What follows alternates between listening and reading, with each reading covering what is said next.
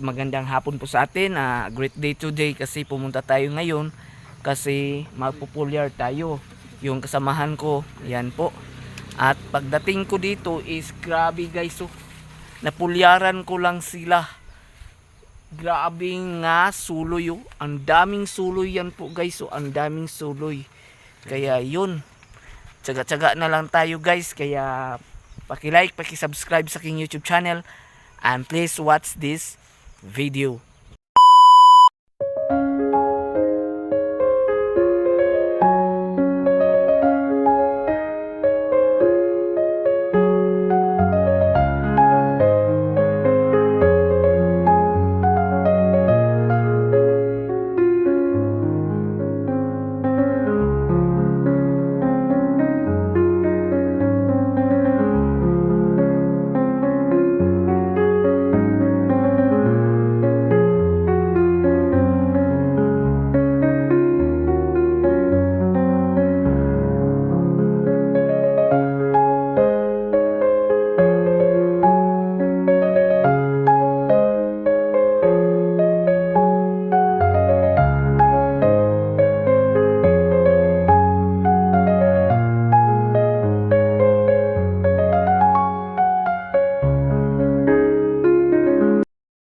Ayan po guys, magandang hapon po sa atin. Yan po guys, oh.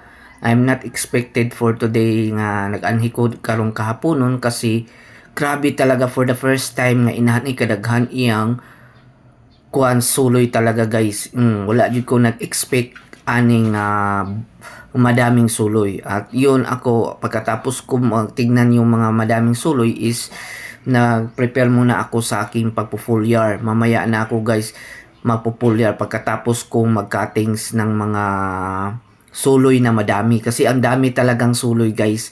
Wala jud talaga ako nag-expect aning ganito kadami yung mga suloy. Ito po guys, hindi ko na lang i-flex yung paano ko pagbubunyag ng organic foliar kasi uunahin ko muna yung mga suloy na kakating kumbaga pa-pruningan natin kasi madami talaga yung suloy ng dragon fruit sa isang stock is more than 30 na suloy. Kaya po kontrolin talaga natin sila kasi bawal po yan na madami pong suloy kasi kumbaga pa mag iniluga po sila ng nutrients. Kaya yun, laban-laban lang tayo talaga dito guys sa pagpa-farming. Ganito naman talaga ang buhay. Kaya kailangan mo talagang inalagaan.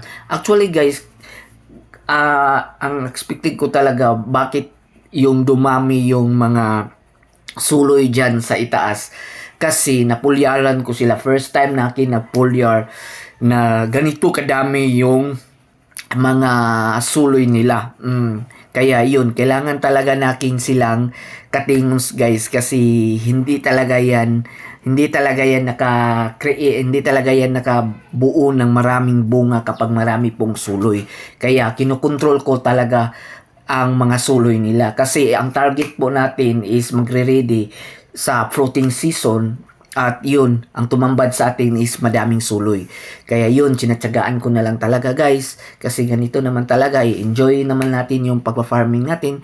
Kahit minsan-minsan lang ako nakapunta dito kasi hindi lang po ito ang ginagawa ko. Marami pa po ako mga transaksyon na pwede kong gawin. Kaya yun, laban-laban na lang tayo po guys sa pag-farming. Kaya tuloy-tuloy lang kayo sa pag-watch dito guys. Thank you.